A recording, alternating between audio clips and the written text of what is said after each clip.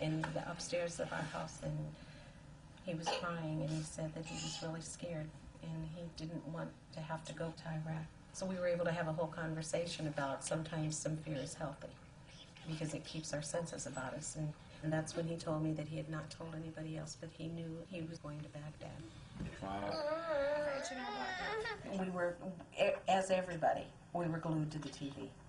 Just glued, completely glued to the television in hopes of seeing a glimpse of him. Can't you please go over to where the helicopters are? Can't you please let us see him? Then that night, it was about 10-something, I went upstairs to the bedroom, and I was laying in bed, and I was flipping the channels with the remote. All I heard was Black Hawk Down, South Central Iraq. What I can tell you at this hour is that last night the Army did indeed lose a Black Hawk helicopter. We are being told by officers on the ground that there were 6 occupants inside the Black Hawk. So the next morning, I got up and I said, you push those thoughts out of your mind. Okay, Jesus, I need you to come in. I need you, Jesus. You got to help me through this. The Army called me, and I remember getting on the phone and him asking me, was I Lila Lipscomb? And I said yes, and he said, mother of Sergeant Michael Pedersen. And I remember dropping the telephone. And all I can honestly say that I remember is, ma'am, the United States Army, the Secretary of Defense, regretfully informs you. That's all I know. The grief grabbed me so hard that I literally fell on the floor. And I was alone. I didn't have anybody to pick me up. So I literally crawled over to my desk and was hanging on. And I remember screaming, why does it have to be Michael? Why did you have to take my son? Why is it my son that you had to take? He didn't do anything. He wasn't a bad guy. He was a good guy. Why did you have to take my son? I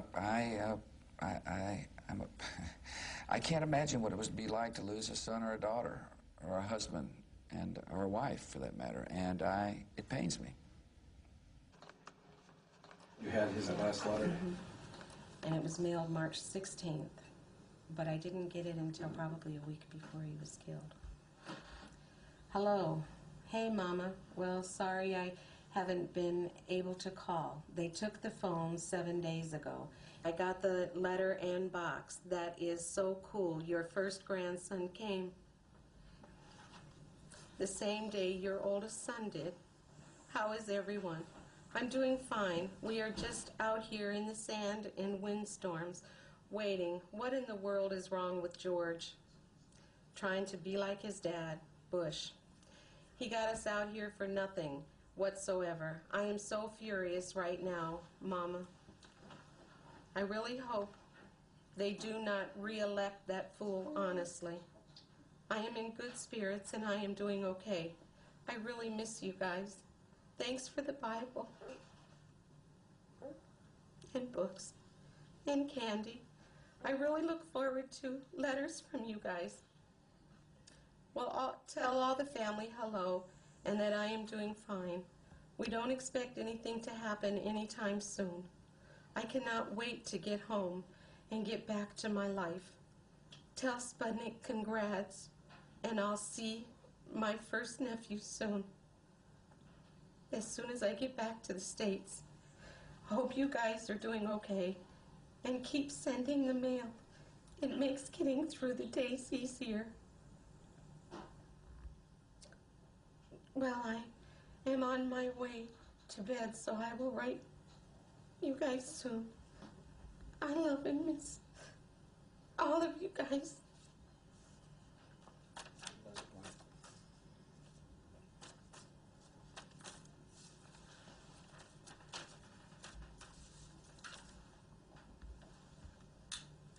I want him to be alive, and I can't make him alive.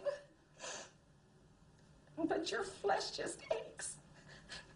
You want your child, it's out of sync. A parent is not supposed to bury their child. I